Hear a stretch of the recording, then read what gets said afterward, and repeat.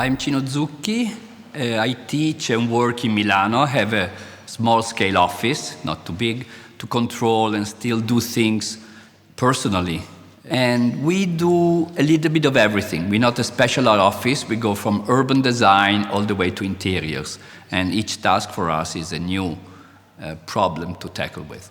More than 150 years ago, Baudelaire said that the artists of the old times were like masters and kings reigning on a limit. This limit, they move freely in that territory, in their reign, but this was the greatness. The eclectics of today think they're moving and going everywhere, they can get better, but they don't understand that this limitation was the strength. In 1980, I took a car and came down to Porto to visit the work of Alvaro Siza. I was quite shocked by the Leca de Palmeira fantastic relationship between the geometry and the roughness of the landscape. I don't think that I got the best of his message because I consider myself a bit like the eclectics of Charles Baudelaire.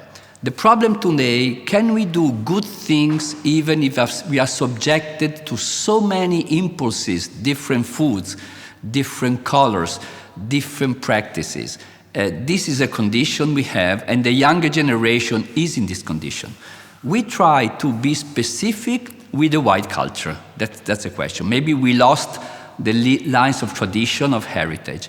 In this condition means that every time you have to reinvent a bit the modes, but still understand there's some kind of manners which refer to collective knowledge, and one could call urbanity. In English, urbanity means good manners. It means you're not alone, but somehow you have to reinvent ways of touching the soul of others. That's the question of being urban. Being urban, it means exchanging with others. My lecture, which I'm going to do today, is called, with a funny name, it's called the campsite shower theory. I will not explain it now. It has to do with the delay between design and response. If we get a program today, by the time we build an architecture, it can be 3-4 years, the program already changed. This means that functionalism, as we have been taught to do, something based, program based, is not totally sufficient to generate the environments we are talking about. So the whole lecture will review some of my projects in this key of slowness.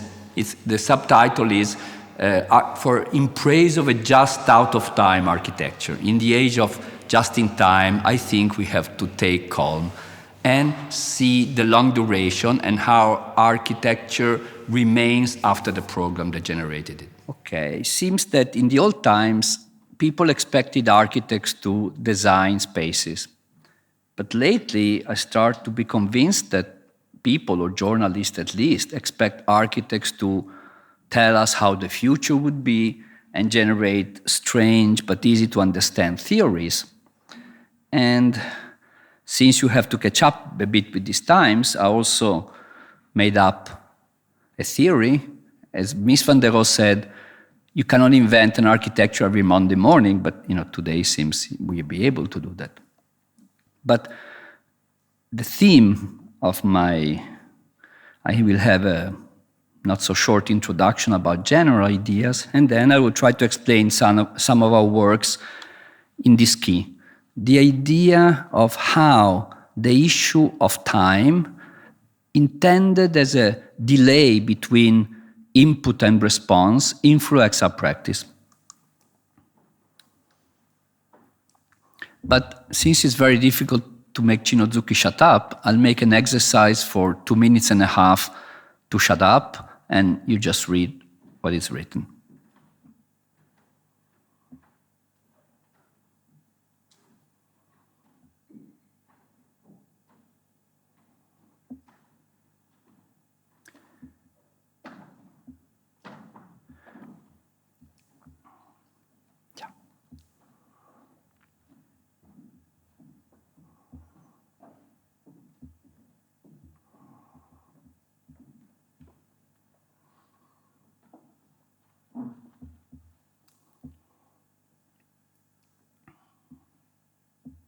I'll wait for Alvaro to read.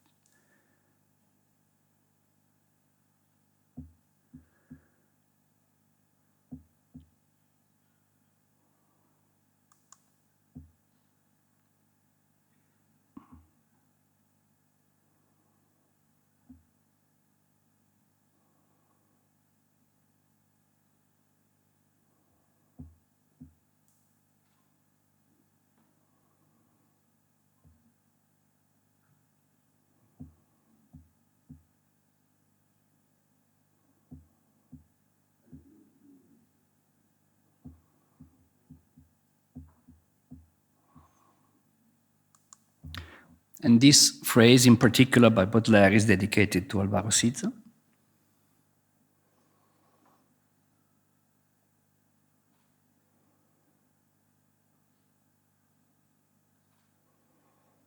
This morning I was so embarrassed to be here that I thought maybe I should change my presentation and make all the slides, which are very colored, in black and white, but then I gave up around 2 o'clock. So please accept this colored full presentation, and in front of Alvaro Siza, I consider myself a miserable eclectic. So even if I saw the swimming pool in Leca de Palmera, I think I did not much understood of this lecture, so pardon me. Okay, so I start with some reflection about how we feel today, and in front of this, I start from a very, very simple observation. Everybody likes the historical city. We built it, but it feels like a second nature, and it seems that the fact that we live so much time with its spaces, in a way we find them a natural space, but also they respond very well to two needs. One is the need to be protected. In a way, the room protects us from the inclemencies of weather, the enemies, sight.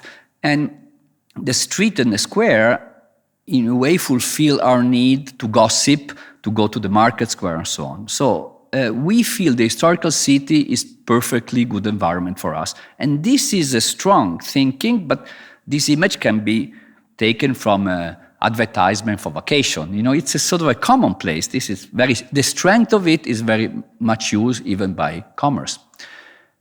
And we also have a feeling that the historical settlements, today we talk a lot about ecology, sustainability, are intrinsically ecological. They seem to belong to the environment themselves. And if we abandon this Mexican village for 20 years, it will go directly and become part of the landscape again. The third feeling we have, and this is also very touristy, is that traditional settlements, they have a feeling of protection and coziness for public life. They feel like outdoor living rooms. This is Perugia. So what's wrong with it? Everybody loves, this. So what?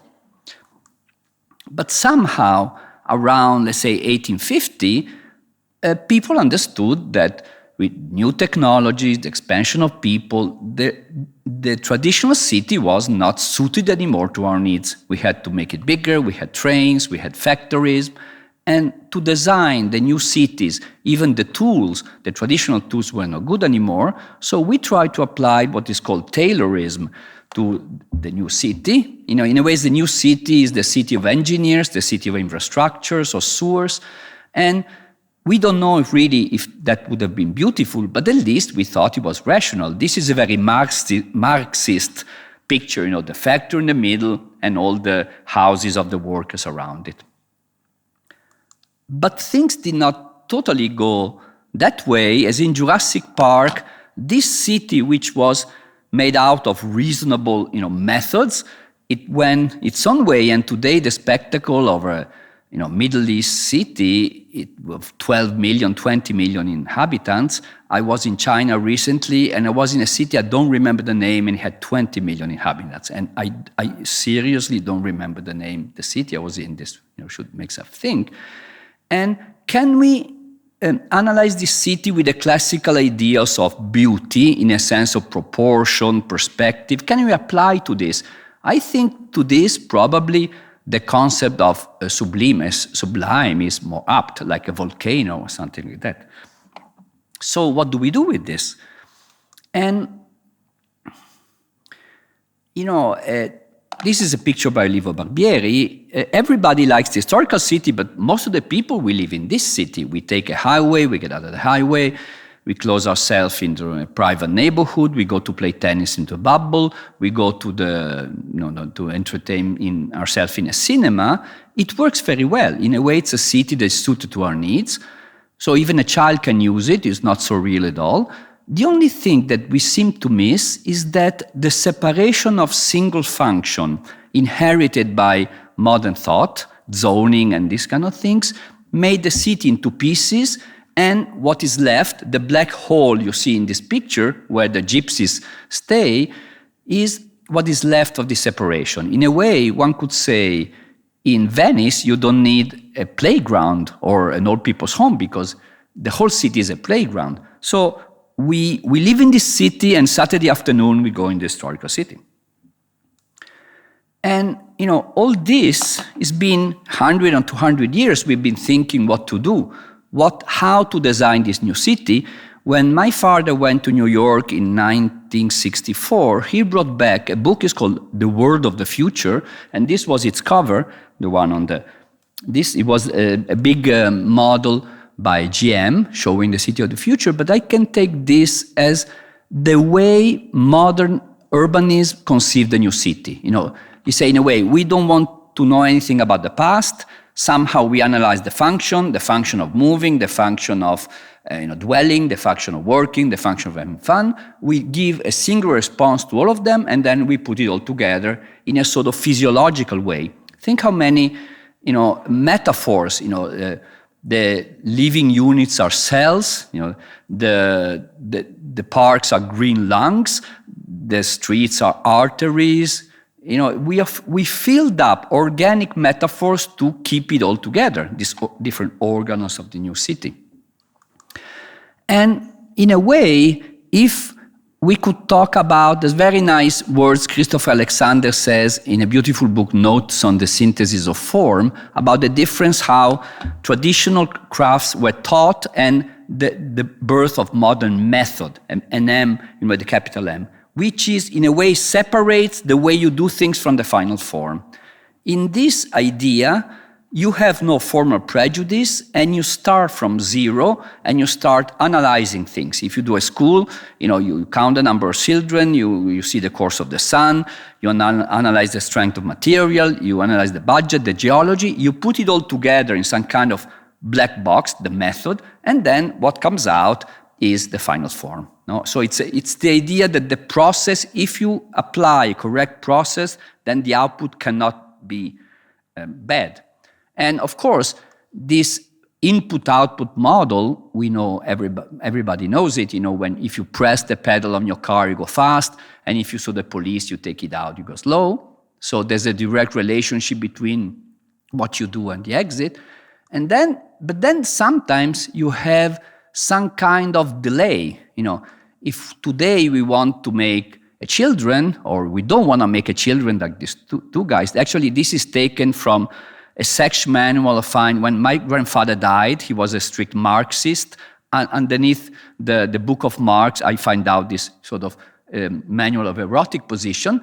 But let's say we make a child, the change in population changes after a while. This is a diagram of the age groups in Japan after the Second World War. There were no old people whatsoever, today and there. So what we do now can have a consequence in time. This method to design cities had very little constructed full premises.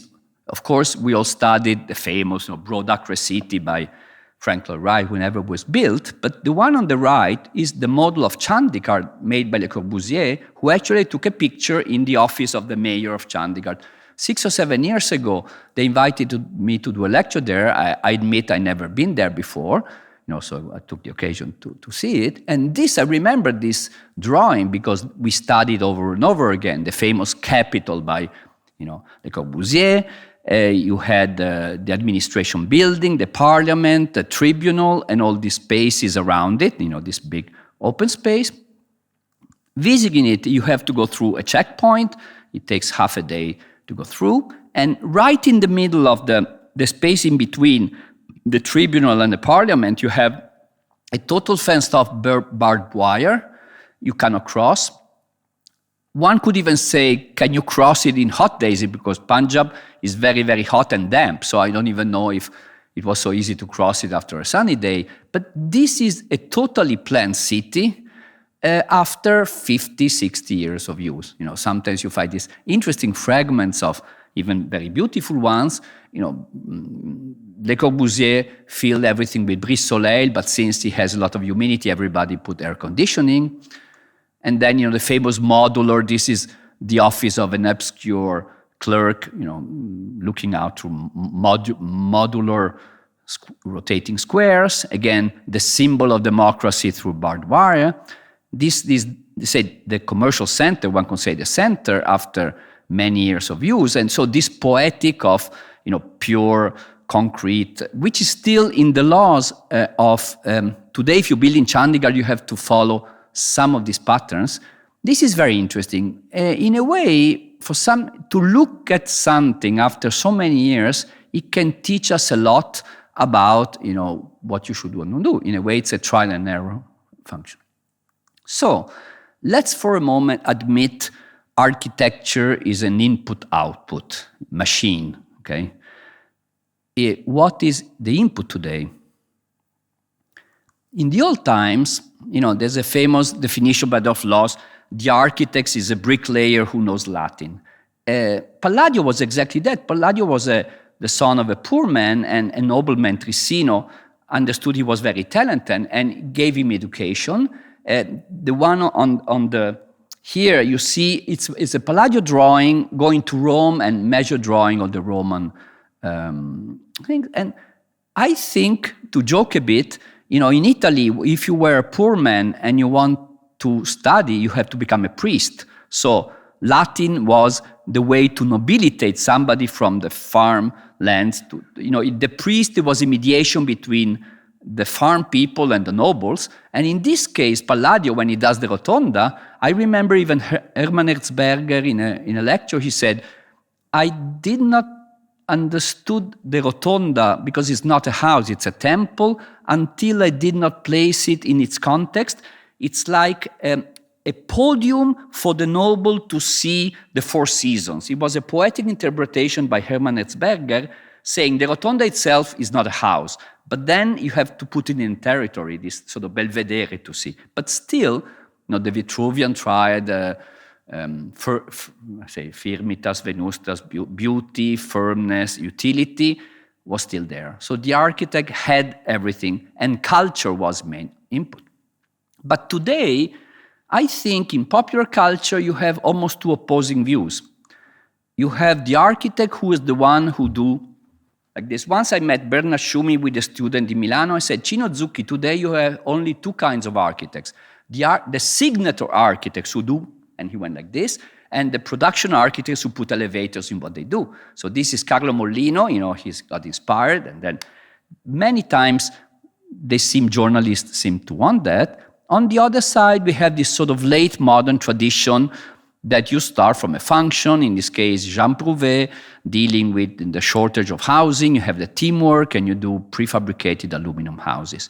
Once I made a competition in Milano with Raphael Moneo, which did not show up, Raphael, but with Norman Foster and Frank Gehry, and one could say it was strange because people expected Frank Gehry to be of the first kind, to do this, and people expect Norman Foster to be a modern version, a second kind, who puts, the building in a wind tunnel and everything, is designed by science. But today, we have another factor, which is, participation, the judgment of the client. Can we make this input-output model more complex and put the idea of what in mathematical terms is called the feedback? A feedback process, we can describe it mathematically. You have an input, and the output goes back, like in a thermal thing, and in a way, with a valve, regulates the input. So there's some kind of recursive method. Everybody knows what a feedback is. You can have feedbacks which are self-balancing. When a plane is like that, if you go like that, you have more pressure on this. So, it's sort of the fact that you have wings and the tail wings is made to balance the plane because it goes straight. And then, of course, you have the feedback in musical terms. When my voice is recorded, comes out and goes into that. So you have feedbacks which are unbalancing the process. But even in feedback, you can have, again, a time delay between the input and the output. If we go run into the fields in a camping, and then we want to take a warm shower, we go in the shower, we open up the things, and then it's really cold and we go freezing. So then you start to go to turn on the hot faucet and go on, but nothing happens for a while because it takes some time for the water to go in the tubes. So you turn, and then it gets too hot, then go. And then you turn down the hot water, and then it takes some time, it's still hot, until it gets right.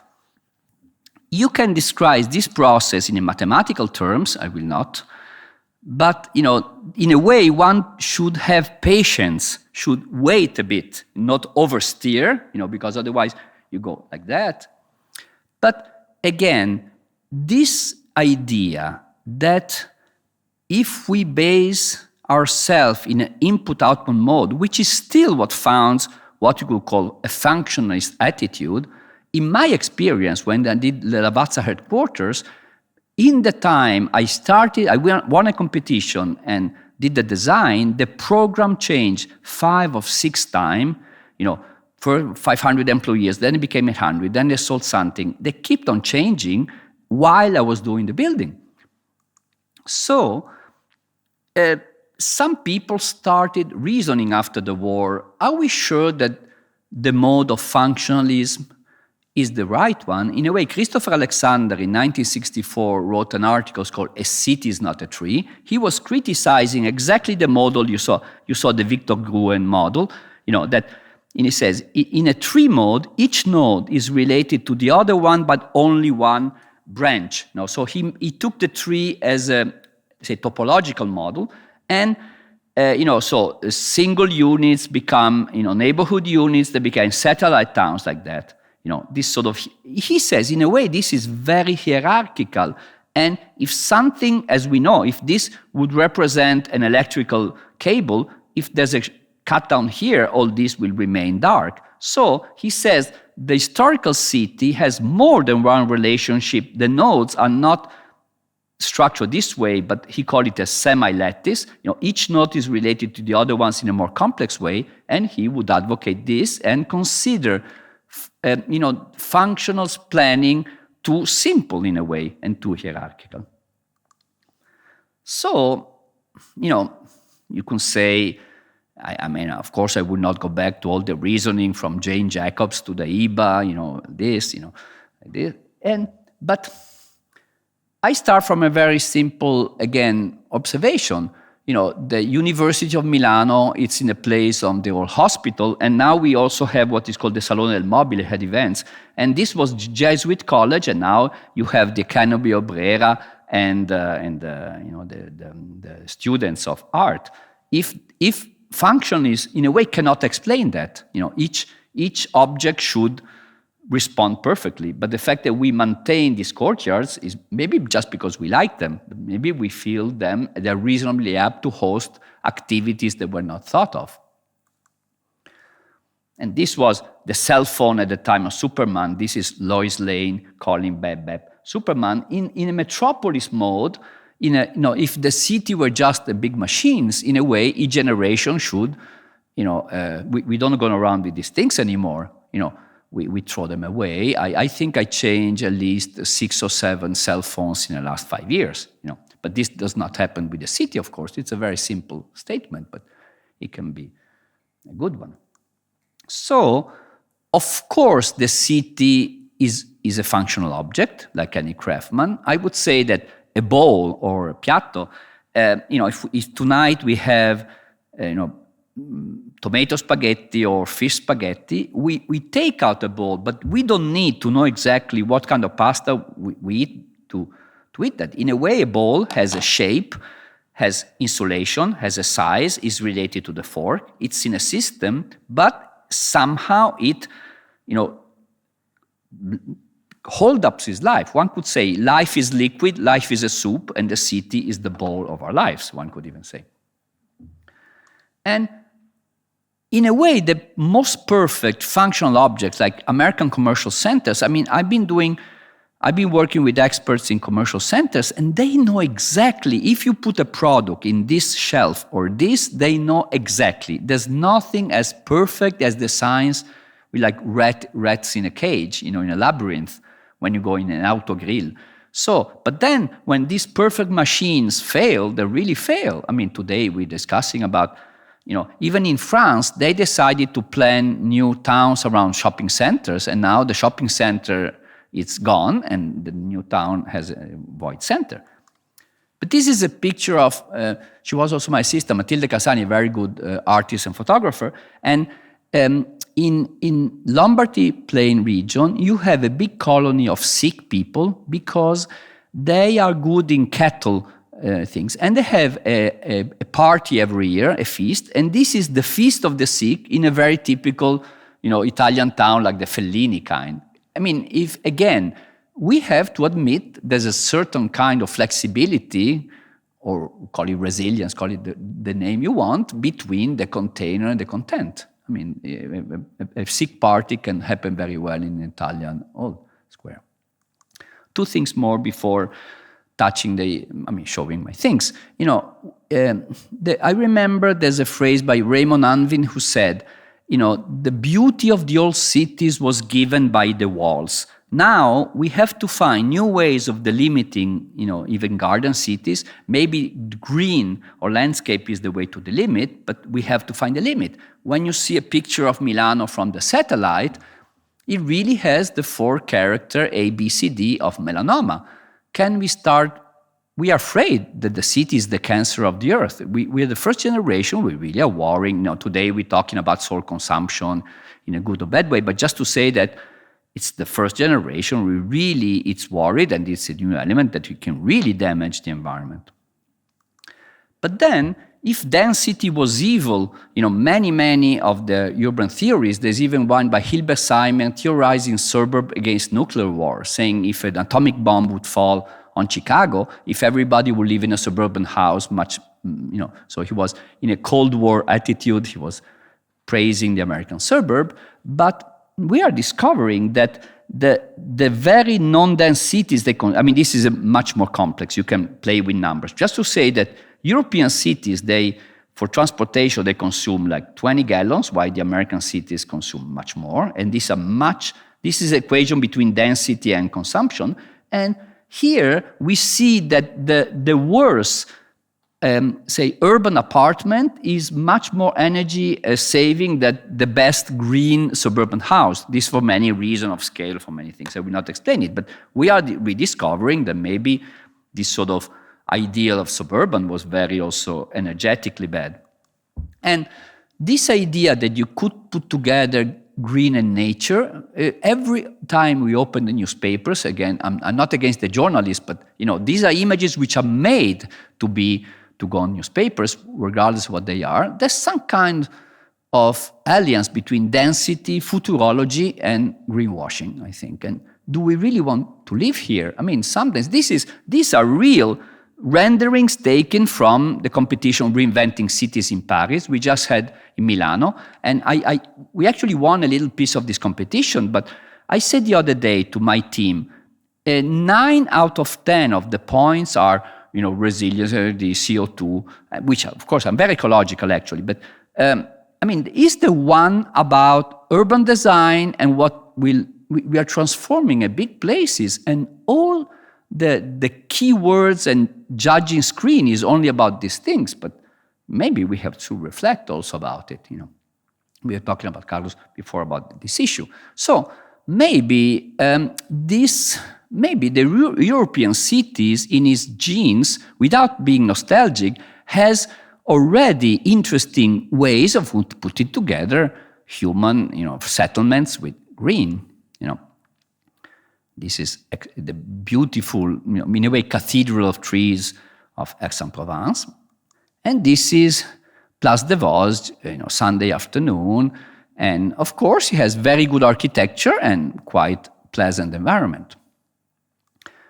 3-4 years ago, I went to Copenhagen. I was in a bicycle, and when my wife went to see the Super Kilo. This is one of the most published projects in the last year. It's actually very interesting. You always have this incredible aerial view with these bright colors. Actually, when you see there, it's much more messy than what it is. But what it was interesting that here this is Topotec plus Bjarke Ingels plus some artist. Since it was a place full of immigrants, they thematized in a part of it all the symbols of this immigrant group. I was there and I heard a guy sitting on a bench say, this is not your bench, go on your Jewish bench and the Palestinians should go over there. What was meant to integrate actually generates seclusion.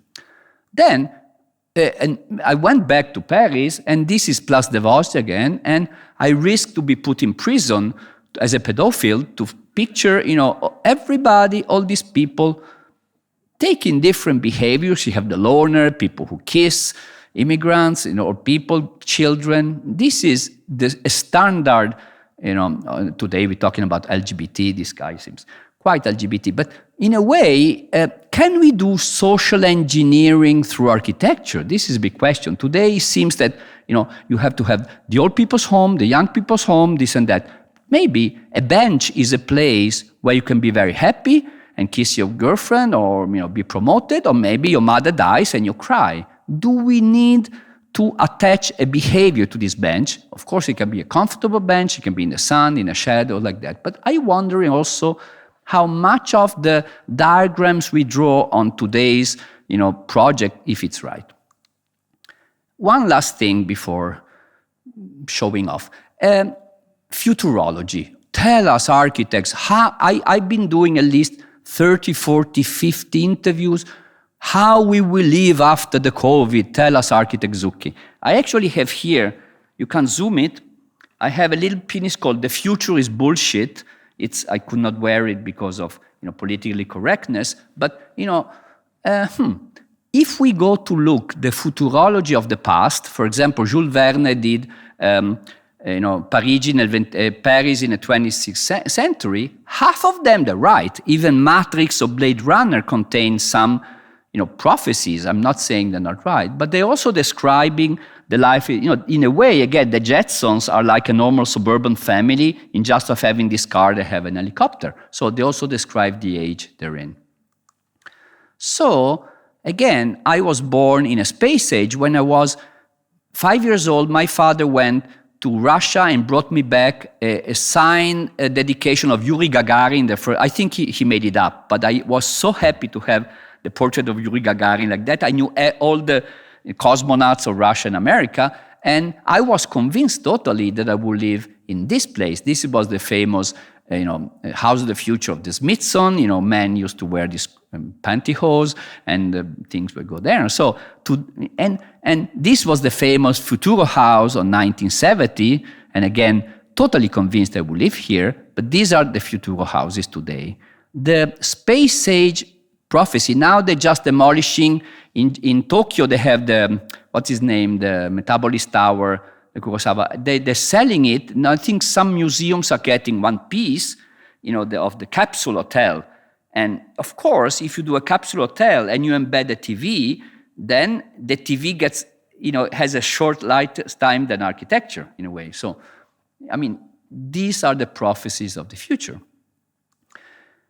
In 1962, the Club de Rome asked MIT to do a study. It's called The Limits to Growth. They was the first algorithm that said that our mode could not go on the same way. So the catastrophe would be something around 2000 and something. I read this book. I got so scared. I applied to MIT.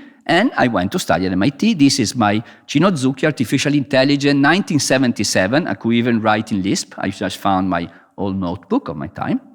But what is interesting that 30 years after the Limits to Growth, they said, hey, we have doing a provision 30 years ago. Let's see if it works. And they projected the projections of what it was compared to today's. For example, at that time, internet did not exist, which is probably the greatest innovation in human life for the whole time. This artificial intelligence was not the same way. So this idea of recorrecting or restoring, to me, it's very important. We seem to do all this, even today when we do all this calculation about, the ecological impact, but nobody seems to really to go back and check what happened. It is true, though, that we do have instruments. This is my weather report. Before coming here, I would look in, is it raining in Porto or not? We do have actually instruments which could project further, and maybe we can use them. I'm not saying the good old things are always the same. We have to embed pieces of technology, and especially information technology, into our daily practice. Okay, Mr. Zucchi, what are you doing with all these nice preachings? What the hell? In this case, I was designing a faucet because another old girlfriend married. I met somebody on the beach, and she said, no, I married a guy who does faucets. Would you like to design a faucet for us? And I say, yes, sure, so just by chance. So we architects do not own our means of production. So we preach, but in the end, I'm not saying we do what we can do. We can, and it's very interesting. Even Christopher Alexander said, a project is the part of the world you decide to change. The context is the part of the world you decide to live as it is. It's interesting also to live as it is. And then you have to find a relationship between, context and project, which is a little bit the theme in a wide sense of these days. Okay, so going from this very high thinking to everyday kind of boring practice, I try to show I'm not deductive. I think I have a bit of a split brain, but still some of the reasoning are not helping you every day, but somehow they're somehow in the background. So I try to show you very concrete projects where some of the things go in a very smaller scale. So the first one I would say, okay, if time changes, the program changes so fast, why not do projects which are super, super fast? So I show a number of projects which are designed and built in maybe 3-4 months. So they totally shorten the time between input and output. Some years ago, I try to go fast. I will not stop on every project because it would take years and years and years to do that. So we won a master plan competition in a big group in Lugano. I will not explain it. But in this master plan, we had this there was a river, and the master plan was given by a tunnel which was built, which would generate a new entrance to the city of Lugano from the north, which now is the periphery. So the motor of all this was the exit of the tunnel. But since you have safety far, let's say, the place where the road would go into normal things had to be 150 meters, and it had to fall right on top of a river. So there was an environmental problem between the roundabout and the river, and we proposed this sort of walkway going down. This was the competition. Then the people on the street liked it and said, Cino Zucchi, if you transform it into a sound barrier, we can finance themselves because we have to promise to mitigate the impact of a new highway. So in these places where we record high noise volumes, and so you do it. So this was a first attempt to turn these passageways into a noise reduction barrier, also to make them, so the public works could do it. But then some years, this would take a long time. And they built a tunnel, they did a temporary exit, but then, so the roundabout was sort of here, but in the meantime, they had this place to go on with the works, and they say, why don't you design a temporary, just to, in a way, a screen to do, just not to leave it as it is, and to screen all the trucks. So we designed in 3 weeks. We just took some PVC tubes. Of course, the geometry was quite sophisticated. So we dig these PVC tubes in the ground, and we took some laminated wood. This is going out. It's a temporary thing that stays up for 3-4 years. Actually, now it's very green, and it's also weathered, but you don't see it here. And what is nice is that this is like 10 or 11 meters. So we accepted a certain degree of regularity because, of course, if the angle here is wrong by 1 millimeter, it would be there 3 centimeters. So not to have any structure, we just give this feeling of bit thing, but it's not bad. So basically, it's just call it what you want, a land art, decoration, I don't know, something, but people like it. It's the new entrance, temporary exit to the tunnel. This is another super just-in-time. This is an automated warehouse. It had to be 30 meters high, and it was a big box, and it had no structure inside. So the scaffolding were the structure themselves. So this is, in a way, it's not a building. It's just a big machine where these things hold up everything.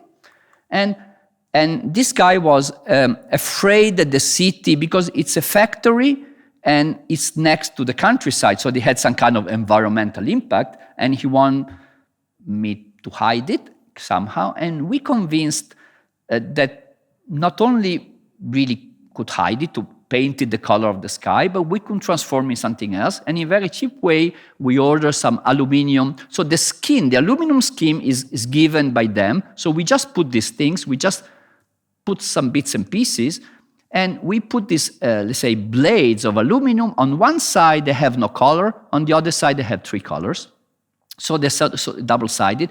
This is where they attach to existing. I said, at least in one piece, I want to take it out so you see the inside of the box. This is a joining piece to the existing thing. And that's what, so it's very, very simple, but this is wonderful. This is the facade looking from the aluminum side, so you see only aluminum color at 10 o'clock in the morning. And this is exactly the same facade 2 p.m. What happens is that the sun bounces off. This is not the color, it's the reflection of the sun on this side, which is color reflecting there. And this is again, so this is the aluminum side, and it looks like a butterfly. It was planned, but not as much, and people stay there. People go with bicycles, and they wait for the sun to turn. So we turn just a warehouse in a big sun machine. It's sort of nice. Okay, and this is the interior. They can have a tour to go to see all the trucks. Just very fast.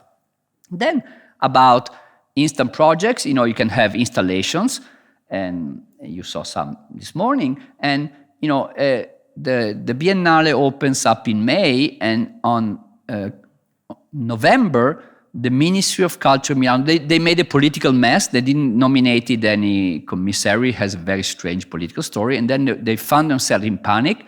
I don't know who made the name. They say, Cino, Zucchi, you want to do it? I say, come on, I have 6 months and you have to find a sponsor, this and that. Usually it takes 2 years to do that. And then I said, I don't know. Then after 2 days, I called the ministry, which I did not know, and I said, okay, I'll do it. But, and Rem Koolhaas that year gave a very nice indications to the national pavilions, which was called 1914-2014 Absorbing Modernity.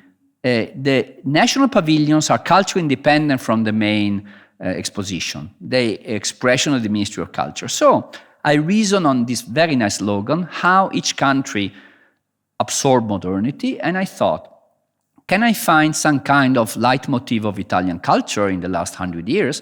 And maybe it is that Italy has such a layered structure, urban, that modernity, modern architects had to be a bit more complex and find more sophisticated strategies, because one thing is building a new city in Zealand. So in a way, leitmotif was to deal with the existing, not in terms of contextualism. I took the word grafting because to me, a graft is a violent act. After the war, you have this famous polemics between Rainer Banham and Rogers, Ernesto Nathan Rogers, and he accused the Torre Velasca to say the Italian retreat from modernism, and Rogers responded, answer to the custodian of the Frigidaires. So you had this debate, but it was in terms of adaptation. I would like to give another key.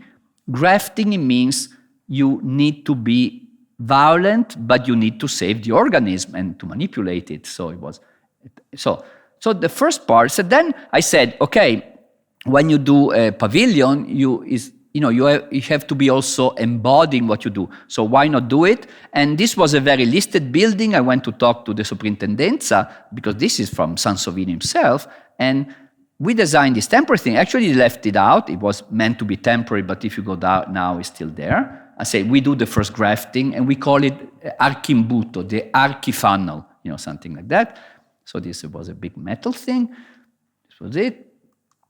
So this was the entrance. And this was like just a big, almost open book who showed a bunch of projects in Italy. You always have to do, a Domo by Antonelli. I will not explain it, but just to say this complexity of building of something which is already there. And then the first part was all dedicated to Milano, because I said to the ministry, hey, I'm from Milano. In 2 months, I can only do something I know. Milano was a laboratory of the modern. I cannot do Sardinia and Sicily, then somebody will get offended anyway. So I would like to concentrate. I know they will accuse me to be a bit chauvinistic, but actually people really liked it. Then this was a big map of Milano with projections with all the existing plans, but also what could have been. I will not go through it. And this was the theme of going high, the theme of urban skyscrapers. The second part was dedicated to the landscape of Italy. I will not explain it. And then, of course, you have to put, in the end, people at Biennale get really tired. You say, let's go have a spritz. I'm so tired, so no, let's take out our shoes. So this is the place to take out your shoes after the show. And then at the next two Biennale after, the Grafton architects, they nominated curator, they called me up, say, Cino, we would like you to either to show your work, or when we came to Milano, you made us acknowledge this wonderful architect called Cacciadomignoni. Why don't you do something like your personal interpretation of his work? Actually, this is me, and this is Cacciadomignoni with 100 years old, his 100th birthday. And then I did not do really an exposition. There was a part related to all these buildings Cacciadomignoni did. He's very unknown. He was a very bourgeois, aristocratic architect, but everybody is going crazy with him. But then I did an installation only on one of the building, and on the outside, I don't have the picture here, I gave to the people, say, I want it to look like the Darth Vader Star Wars helmet. So the outside was inspired to the helmet of Darth Vader, but inside it was a homage on the red of Cacciadomignoni. I even found this old lamp. And then we took all the original drawing on just one single project, and we did models analyzing this incredible project. This is a negative, in a way, it's like molding into the atrium see how crazy this building is in a way. And this was 1:50 model, like this, and is one of the most strange. It does not have one straight line. So it was like, powers of 10, like the Charles Reims. It went to 1,000 scale, to 500, to 50, and then we had 1:5 scale. And then this is, again, super fast, just-in-time things at the Salone del Mobile. We had the COVID time, and usually has what is called Fuori Salone, and they do installation into the courtyard of the old hospital of Milano, which now is a university, but they always do this installation. It's a part of the Salone del Mobile. And people sponsor, they spend 20,000, 30,000 euros to build this sort of, all architects do, they do these kind of things, okay? Then Mapei is the biggest company. They do sealants, it's very big. And they say, Cino, Zucchi, you want to do us? They assign us this portal. This is under the portico, this portal, okay? So usually people, because you have a place assigned, they always do these neon lights, or they do some kind of sculptures on it. But then I thought, hey, when I wrote the book on Milanese courtyards, these are my China ink drawings of 1989. I redrawn all the courtyards of Milano. I have a strange historical past, but this is my drawing of the courtyard, but this is the portal. So I say, hey, I know this building very well. So I decided, instead of putting something on top of it, why don't we operate on it? I had 1 month. It was the most incredibly quick. It really was. It was September, and we started in July, so I had no money. It was a real mess. So I said, why don't we do an installation? Originally, it has to be a resin. So I said, I call it augmented architecture. Let's take it and, blow one dimension in 1 in 7.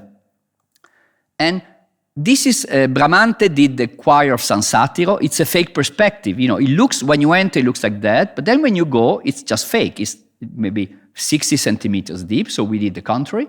But what is interesting, this is the finished product. When you enter the building, it looks like that. You don't see, so half the people don't understand what is there, okay? Then you go next to it, something starts to happen, and then we go next to it again, and it blows out. This is not the picture, is not the grand angle, it's really this way, see? So, as you go in, it sort of stretches out. You have this famous scene in Stanley Kubrick when he did Shining. You have the little kid, and the corridor elongates like in a horror movie. So it looks a bit like this thing is coming out, because it's, in a way, from far away, it compresses. You don't notice it in the meantime. Okay. Just to say fun things. Now they dismantle it. I don't know what to do with it. If you want to buy it, you can put it in your house. If you have a suburban house, you could give some magnificence to it. Okay. Okay, so this is a shoe store, super luxury shoe stores.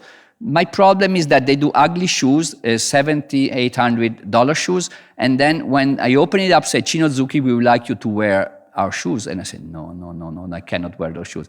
Then I understood it got offended. So I managed them to make them custom made very nice shoes for me. But I never did luxury shops. And then it's not so easy to make the tray on which you sell a shoe, which cost is 900 euros. So it's true in this case that I did a little bit of retro. I mean, sometimes we could talk today when you go to Abercrombie and Fitch, you think you're in Harvard. In another lecture we will do maybe 2 years, it's about nostalgia and what is the nostalgic mood, especially in commerce, or the Cinquecento, the Mini Minor, my watch. My watch is done, by the Sternglass. From Hamburg, they did it maybe 2 years ago. It's invented, but it looks a bit like a Max Bill watch from Junghans. I actually had also the Max Bill watch. So it's a contemporary product with a sort of, in retro feeling. This we could talk about it. But anyway, so you need some good craftsmanship to say your shoes that you're buying are very sophisticated. Okay, very quick. So, and some class and elegance in a modern way. I will not stop too much. And the people who did the portal of Biennale, they love me much. They're metal people, and they did a showroom in Milano. And again, this is a project in 2 months. They said, Cino, Zucchi, design us your showroom, but we also want some kind of lab to talk. We did not did any building permission. They had the luck to have their own. See, this was some kind of entrance, and it was only theirs. So there was an old wooden portal, and the idea is that without touching it, just an interior design with no building permission whatsoever, I did this big door, which was the entrance, and then it could close in the night and leave it half open or be totally closed. And of course, they do very sophisticated metal. So I got them crazy. This is my masterpiece. I got them crazy. So for once, usually I do popular housing, and they never let me do even the fire door. So in this case, I understood I have craftsmen. So it was a bit of a fun project, but this was quite, not so easy to do something like that today. And then the interior, everything is custom designed. They had places to receive the people, like this. Go quickly. And then they want me to, they had another people, they do, it's called Morselletto, they do Marmorino. I don't know if Marmorino is part. And they say, we want to do something with them. So this is a joint venture between them. It's metal and stucco. I did these big things just to put things on. Basically, they're almost objects, and this is the showroom. And these are the samples, because basically they specialize in treatment of materials. So this is the sample of everything they do. And this is a big thing, custom design. And actually, I had this idea, you're a shop on a main road, why don't you do something you renew every month? I will design you 12 doors you could change, and every month you put up the January door, the February door, and this is the first year. Then you call an artist and you will do. So you can change this door. This is maybe February, and every month I go by and I put up this door. This is a door, and each time they do a different metal. So it's only a way to show. So I designed these 12 doors. They just laser cut and you do this. And I forgot, every time I got passed by, it's a nice way to renew the publicity. Okay, so this was just-in-time projects. Then, in a way, one could say, should we have more modeling instruments? And now everybody talks about the beam. You can design, in a way, you can foresee exactly how all the tubes go with the beam modeling, even too much. So we won this competition. The Saleva, they do jackets for mountaineering, is the German-speaking part of Italy, which is Bosen. And, just we did, it's a big building, but we had to do it so fast. We designed the main things, and then we gave guidelines to the people who would do the bidding with rules, in a way, generative rules, how each panel should be cut to get the continuity of the holes. So we designed the building, but basically we gave a set of rules, and they had to do the working drawings to quicken up. Gara, pelli in alluminio, bid of aluminum skin. So while we were designing it, Even Louis Kahn did fast track design in a Kimball. So it's in a way, you already start building while you're still designing it. And this is basically is a big automated warehouse. But then it has the biggest rock climbing school. It's 25 meters and it completely opens up to the mountains. It's very, very successful. And this is Reinhold Messner. Actually, he was in the jury. So everybody wanted a mountain building. We did a mountain building. So I joked before about this sort of blob architecture, and then also did one. But this is the youngest climber in Italy.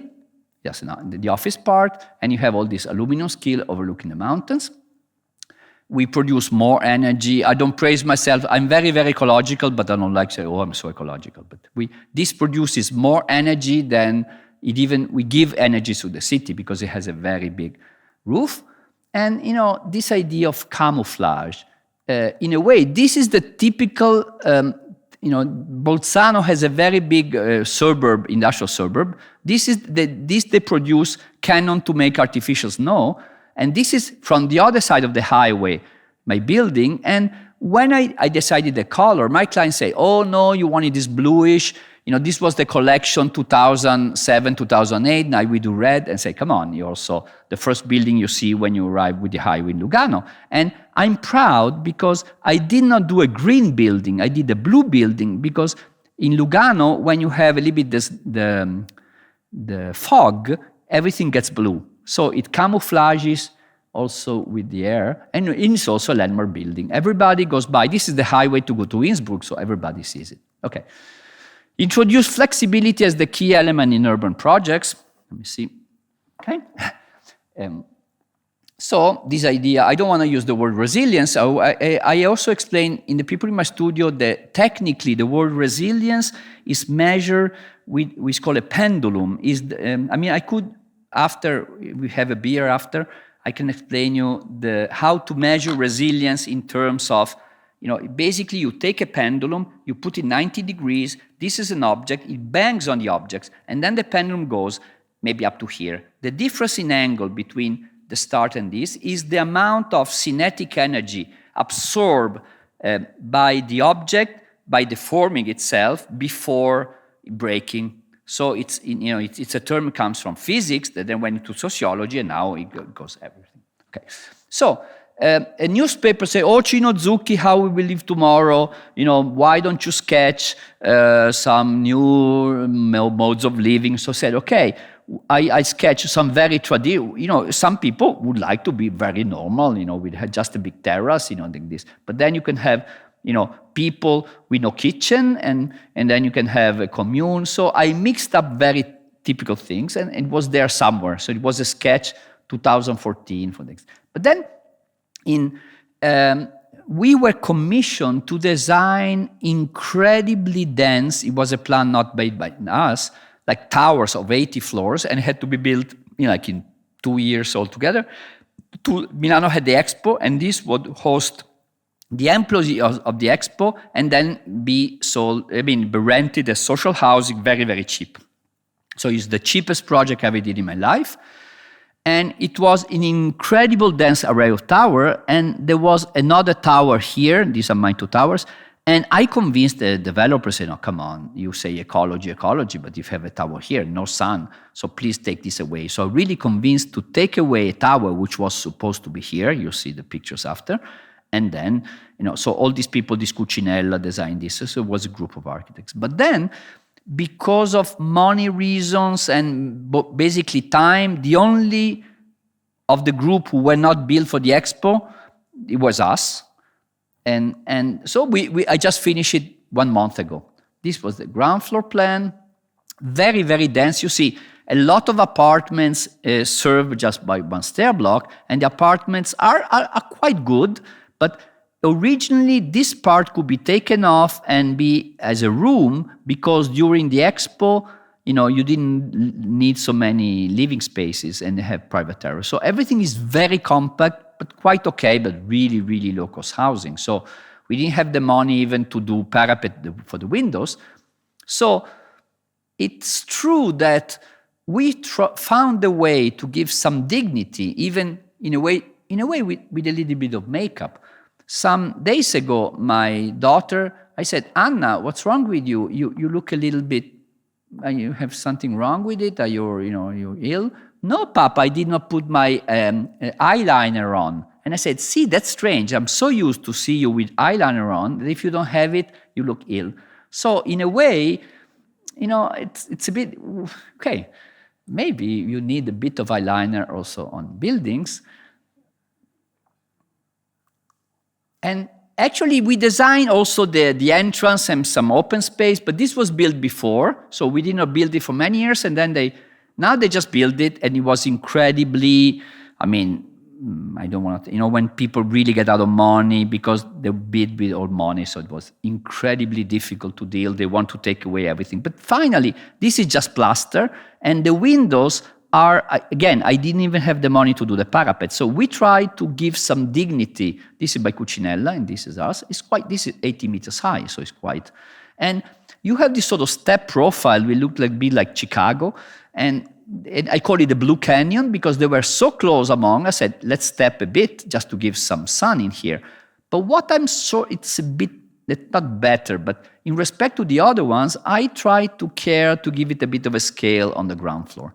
So, and we used a lot of color, because, and this is the ground floor. So it has a sort of a scaleless feeling where the single window, it's sort of, in classical terms, you could call it a giant order. But then this, and the other day I took this picture and there were all the little kids that just opened the fence and they were already playing hide and seek here. I was happy about this sort of backdrop because it's the south side of this is west, the sun going down on the west, and you can, so we managed to leave some light, and really in the evening it's nice like that. So, okay, just to give some dignity to popular housing, even with some tricks, they call it. That's why colored, I don't know. I wanted to make it black and white and say, maybe, I don't know. Okay, okay. So transform existing structure into new entities. Quickly, this was a conceptual scheme that asked by the Ferrovie Milano, the railroads, because Milano has a lot of dismissed industrial yards, but these are the main urban occasions because are really, really big. This is true in all Europe, many, many big developments. So it was a very complex political issue, how much you built, and we decided we call it Sette Bellissimi Broli. Broli actually is a bit of an ancient name, you can translate it, and 7 beautiful orchards, to say that the green space was the main issue, not really Central Park, but something like, first you define the shape of the green space, and then you do the buildings. I will not explain it, this has still the railroad on. This is actually today the Fondazione Prada by Rem Koolhaas, So this was for Porta Romana, which you needed to keep some train in the middle.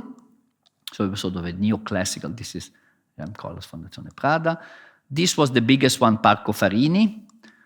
So again, in this case, was a bit organic thing, but in a way, I tried to keep buildings on all sides to give a visual, in a way, control or hug the green park. So the idea was also a green, but a very urban green, is a master plan. And this just to say, we work on the green with Michel Devigne. The other day, Michel Devigne told me, Cino, you should have at least let me do all, I put all the trees. He was a bit angry with me because, was, okay, just to have fun. We designed a way also of a process. These are existing warehouses, and these were sort of phytoremediation, so to use the green to start from somewhere to do the passageways. So the empty space as the leader, and these things take 10 or 15 years to do. So to still have fragments of what was there and metamorphosis, and this is the final plan. Okay, this was the Car Museum in Torino. Zara did Maxi building, costed 9,000 euros a square meter. I'm not that. This was 900 euros a square meter. So it was again 18,000. No, then in the end it was a bit more, but yeah, not 900 square meters. So it was a renovation addition of the existing building. This was a bit in from the back. It overlooked the, and this was, so it was doubling the surface, but also keeping the existing building. I want to explain it. So the black is the existing building from the 60s. We covered the court, and we did all this addition, but the entrance, we maintained it on existing facade. So the old building was very strange. It was like a drive-in. So the entrance, you would drive through, go in a courtyard and enter here. But this was not an access, it was just a green space. And so, you see, now we made a public space here and we cover the court. So this is the existing facade with this new ramp. So the entrance was just in the middle. I will not explain it. The back is next to the Lingotto. Just a glass skin. And this courtyard, they use it for events. So it's not an exposition space. They use it and they use it very well. Okay. Quickly, we had, this was a former ceramic factory in Laveno. In the end, and it was overlooking the Lago Maggiore. So it was incredible. We did not do the master plan. There was a competition. But then in the end, we won only this part. So they got us to do this part. Some other people are doing the other one.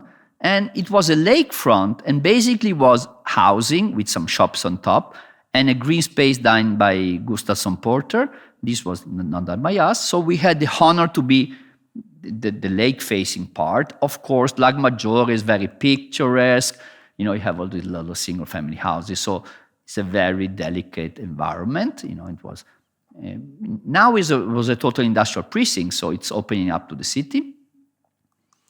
See, you see the existing city is this, and you have a very nice geography. It's the end of the walk to the city, but stopped at the this was the door of the factory, and now you have all this new space.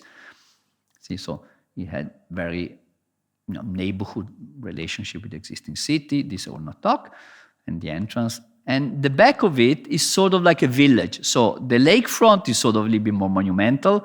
I manage economically to use stone, and this is just plaster, and it's a little bit like a village.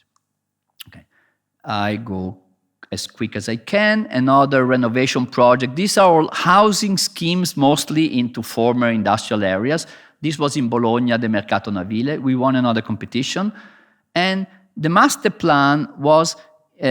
Like this high and low towers, but it was, in a way, it was very nice, but these were too small. This was like 200 meters tower, which are totally, you cannot distribute, such a small thing. So we had, of course, typologically not work, so we had to do them bigger. So it's a mixture of low and high buildings. And this is the towers, okay? And what I like in this project and in the Portello project is that this is very low-cost social housing with only plaster, and this is free market housing. And of course, they have very different construction costs and targets, but I always try to give them, say, equal dignity. So this is a bit the richer part, the free market, and is with bricks. And say, stained aluminum. Courtyard, I never take pictures. I never have time to go to take pictures when it's green. So, cantiere. And from this courtyard, you see the more social housing. So there's separated, but there's a big continuity. And we have all the green roofs. So this is social housing, and this is free market housing. Go quickly. And again, my wife said, when you were young, Cino, you were a little bit more mannish. Old people your age start to putting, when you see men with this pink sweaters or yellow, we lose testosterone. And I'm discovering my feminine side. If it would not be so costly, I would even change sex. I'm not joking. I think I'm a bit dysphoric, and my wife is not very happy. Using too many colors, you get into picturesque, you get into feminine. Yes, it's true. But life is hard. Why to make it harder with housing? Have to be sweet. So okay, it's true that we use a bit of picturesqueness, but the idea that a child can say, "I live on the third floor," you recognize where you live. You don't have to count floors. No, maybe it's a bit sweet, but. Sometimes we need love songs and things to cheer us up. Okay. Traditional well-test practice in new ways. This idea of tradition. We won another competition in Milano, right next to the big Sisapelli, the Bosco Verticale is here, but we were in between this very new city and the old part of Milano. This is workers, and these were popular housing on the other side of the street. So we felt the need to do a transition this is, let's say, a little bit higher up, because this is a very expensive part of Milano. So I cannot say this is popular houses. It would be a lie.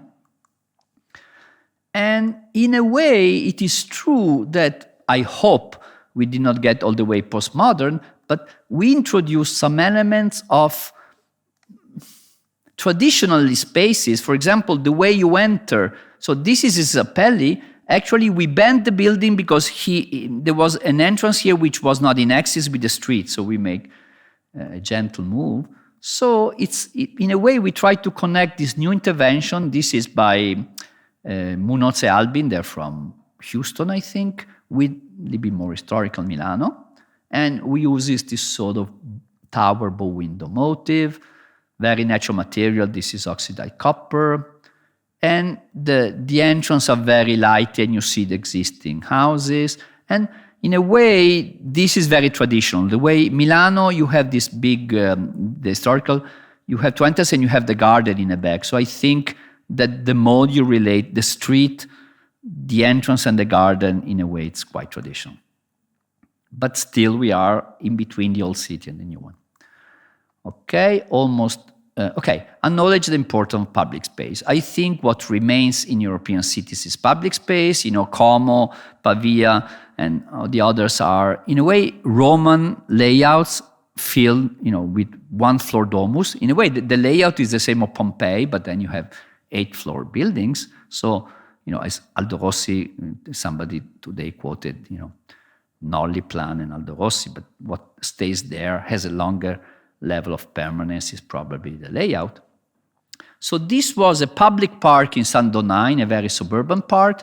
And this is actually a Google picture. It's in the middle of really sort of boring suburb. And the shape was very strange. And it was very small. It's not even a park. It's a neighborhood park. But in this place, you have floods and you have dams with earth, because it's the port. So we use this dam, which is used here to prevent floods. It's be like in Holland. And we did a topography with this white pebble. And some years ago, I came back in the studio all, with suntan. And my wife said, I think you have a mistress. You tell me you're going to work, but you come there. I think you went to Portofino to take, with your mistress. I don't believe you. And I said, come on, I was in San Donato. And I realized staying a whole day here, by the reflection when you go to Tina, I got 10. So this is the first tanning park in the history. We could patent it. If you go here, we become all 10. You don't need any cream. By there's the reflection. And some suburban romanticism.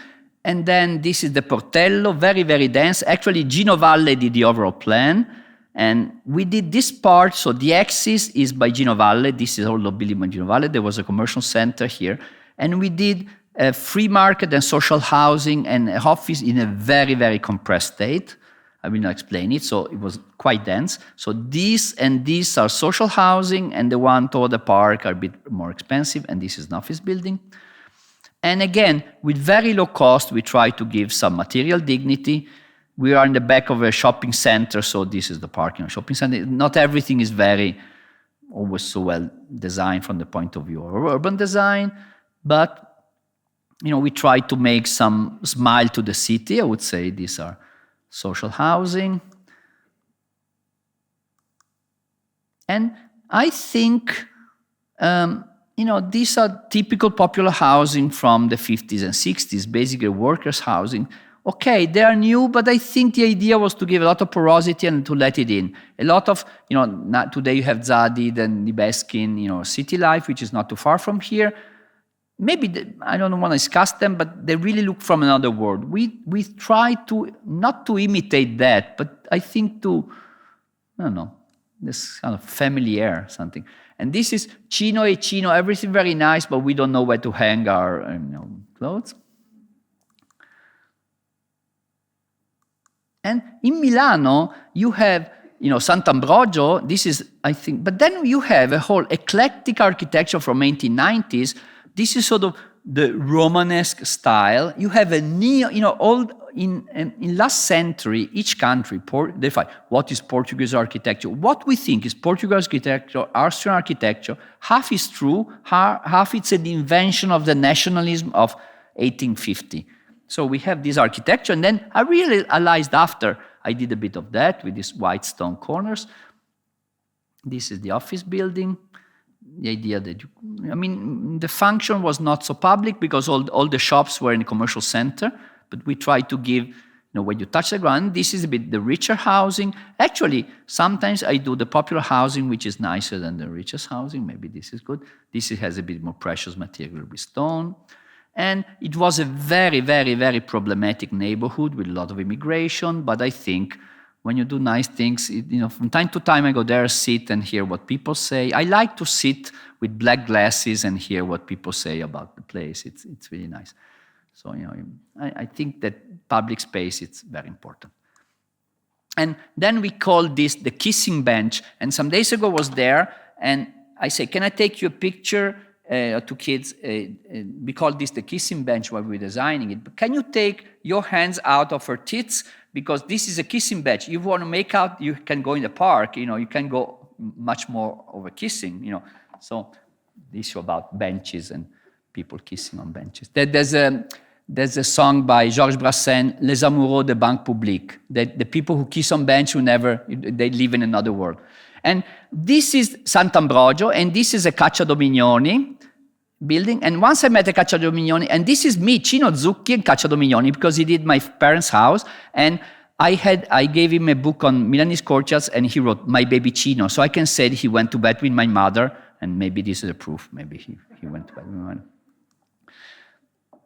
And I love this quotation. He said, "Oh, Cino Zucchi." I realized I wanted to do a house with sort of roof, and I did many, many proofs. And then in the end, but only after I did the project, I say, hey, this reminds me of something. I said, it's a Cacciadominioni Carbonari house. But I didn't realize it, so I love this quotation by Paul Valéry. Okay. Last but not least, I'm almost done. Very quickly, the Lavazza headquarters and things, it was a dismissed industrial area. Lavazza, the coffee people, bought it from the city. They did a competition, we won it. And we kept these two existing buildings. This became the museum, and this like some kind of food place and a convention center. And here you have a design school, and this is the headquarters. This was the original model. So we open up this precinct with some kind of public garden. This is a competition model. So it's an integration of new buildings and existing ones. After a very, very, very, very long process, we changed it 1,000 times. The final version, for example, we did not build this building. The garden was much more it became more picturesque because Giuseppe Lavazza wanted it this way, this museum. So basically, you enter here, you have a big atrium, you can go out in a garden which is shared with the city, you have a parking in the back. This is the Lavazza Museum. This is, on the ground floor is a very good restaurant. On the top floor is the bistro for the people here. And this is design school, and this is an event space. So it's a big office building. So this was the existing situation. This is the new building. And as you hear here, the existing buildings did not have any real sides inside. So basically, we kept the parts untouched where they had windows, and then these parts were added on in a way because there were other buildings attached to them. So it's a strange, almost not mimetic, but we try to make a glissando from the new and the old. So this is old, this is an addition, but with second proportion, this is the entrance. See here, this reinforced artificial stone. This is the part overlooking the garden. And, this is actually by Alessandro Antonelli. Torino has this sort of long porticos overpassing. So this idea that we wanted to do even an urban office building. So we gave some 3D. Of course, you can have all these sun screening issues about CO2, saving the world kind of thing. But no, we got the LEED Platinum, the maximum ecological price. But it's true that also we tried to do some kind of, can you do an urban office building, the entrance, that whole thing. And then we did a bit of a Baroque stair. This actually is quite slow because it relates to existing building. I go quick. And I said, in such a big building, you need a bit of a Piazza di Spagna. So I said, let's make one stair a bit theatrical, which is that. And people love it so much, they go up 3 or 4 floors just walking up. I thought they would using only going down, but it really became the place where everybody goes. It's a bit like a toboggan, like this. It's an interesting space. And then when we were digging, we found under the existing factory a Roman basilica, the rest of a Roman basilica. It was a big mess because there was a parking. And we managed to change the project just in time and open it up to the street so now you can visit. But it was a big mess because, all the underground, the Lavazza shop. Actually, tomorrow, they asked me also to design a coffee pot. So tomorrow, I'm going to go, the day after tomorrow, Monday, sorry. I design also a coffee. So, and see, they have Carmencita and Caballero as a thing, the gym, very nice environment. And the roof is really nice. Everybody goes to work on the roof. And it becomes, this is the roof in autumn. The garden, I go quick. So new and old again. Again, here you see some additions where the facade had no things. This is the museum. And Lavazza is very famous because they have all this Paulista. It's very rooted in the heart of Italians because of TV and advertisement. So in the parts that were existing, we were very conservative. But then we also built this part addition to the garden. So this is the side of the old factory overlooking the new garden. And inside, it's an event space, and it worked very well. And now when they stopped, it was the biggest COVID vaccine place. So it's very flexible. So they did events, but now it's vaccine, and now it's going back to do parties or things like that. And then they asked me to design also the bar, and I did something where you can change the color. So when you rent it, you can put the colors you want. You can make Sono Lumiere. The stair going up, and this also works very well because it's for the people, the employees, but also to the students. And the garden is very well used. See, so they use it, the employees. And I think what is good that when you go to big like Google or Amazon something, everything is perfect, but it's just for the employees. This, they in a way they said, we open the umbrella to go to eat, and thank you, Cino, because we opened the umbrella. And I think I really asked Lavazza, don't put the mensa, the cafeteria inside, put it outside, and this works very well. So it works for the people there, but it also works for the for the people in the neighborhood. It's really, really a shared space. Okay, I just finished that when you do the concerts, you always put the hit at the bottom. So this is really Jumping Jack Flash from the Rolling Stones, because I'm here probably because of this. Because in 1995, I totally unexpectedly won this competition in Venice. And this was the existing situation, and this is what people think of Venice. So it was a dismissed industrial area in Venice, which is very strange. And this was the photo as it was. And what is incredible, this is a school which has a private garden.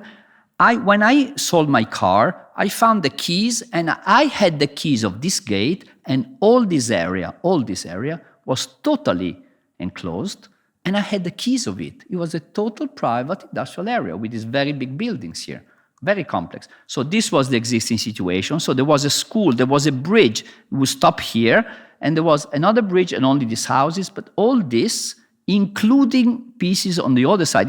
This was a private bridge, was totally private, okay? So it was not an easy task. And after, I don't not tell you the whole story of the thing because, too long. Bernard Duet was in the jury, and then these people, I don't know, I had a hard, I never imagined, it's the typical Italian competition that they make you something win and then they kick you out. I think Alvaro knows about this Italian competition, no? So you know how competition in Italy won. He can tell stories about Venice and just to say that, just to survive there. Once they told me, we kicked out the Corbusier, we kicked out Louis Kahn and Frank Lloyd Wright. Do you think it takes a long time to kill Cino, put it in the canal? Okay. So we open up a new canal. So this was full of compromises, but actually we did sort of the master plan with other compromises, and then I got these 5 buildings. So this is the new canal.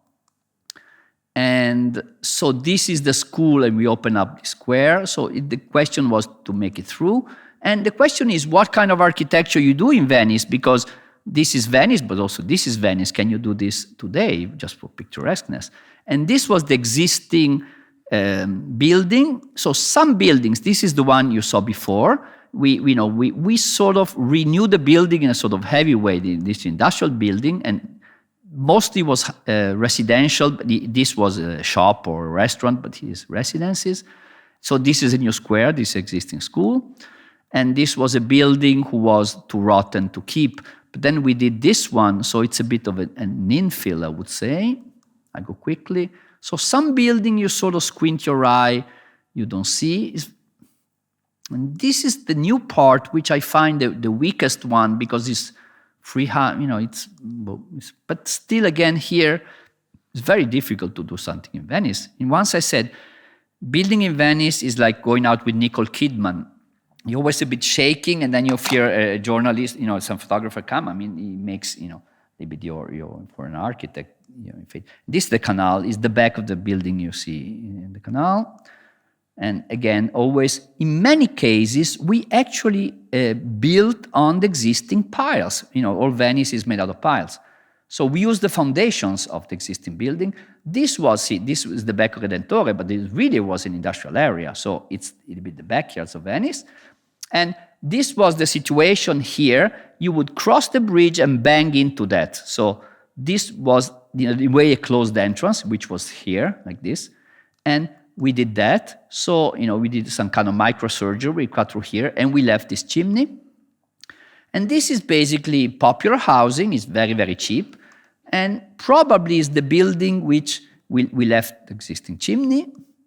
And then this is probably the one who, from the figurative point of view, struck more because of this condition. This is sort of this microsurgery to get to the new space.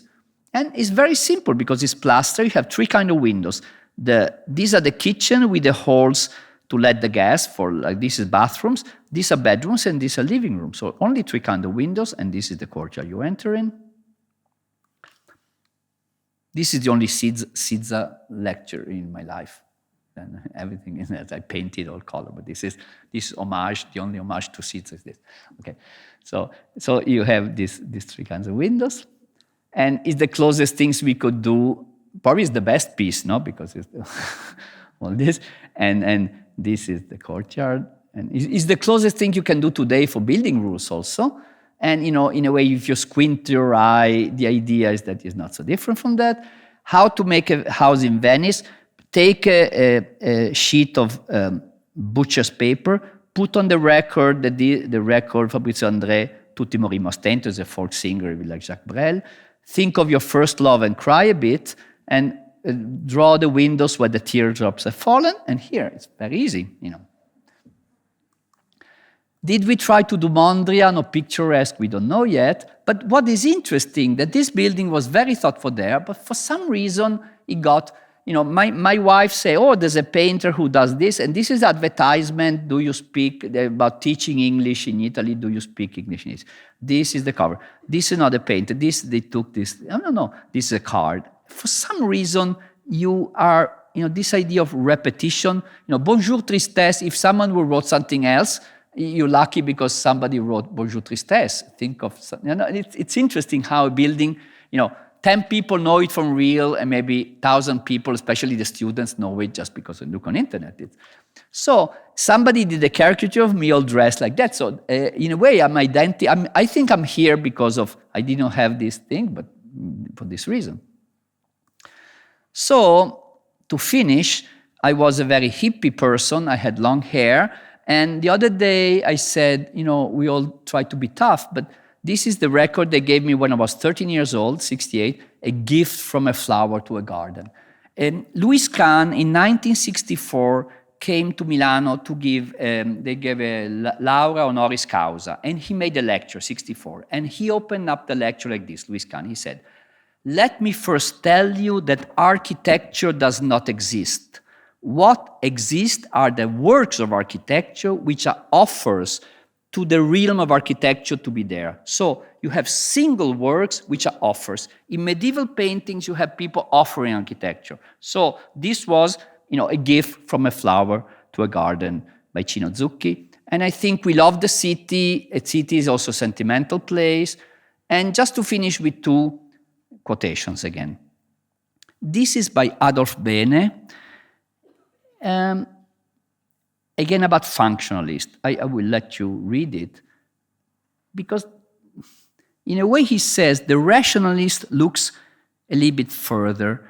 The other day, Giuseppe Lavazza called me and said, Cino Zucchi, during the COVID, your atrium of your building works so well. We feel so well because of the generosity. Generosity is a word that Grafton architects, they use it, this generosity. Today, we always want to make people feel, commercial architecture, commercial art, wants to control what you feel. They do not only give you the work, but also what you should feel. In a way, it's a controlling people's feel. So I think freedom is also giving a generosity to spaces which host, normal life. But what is interesting, the second part, saying by a German, it's a thing. The lonely man, isolated in the midst of nature, has no formal problem. The question of form arises together with the union of individuals, and form is the condition which makes possible living together. We need form to be the ball of our lives. Thank you for your patience, and thanks.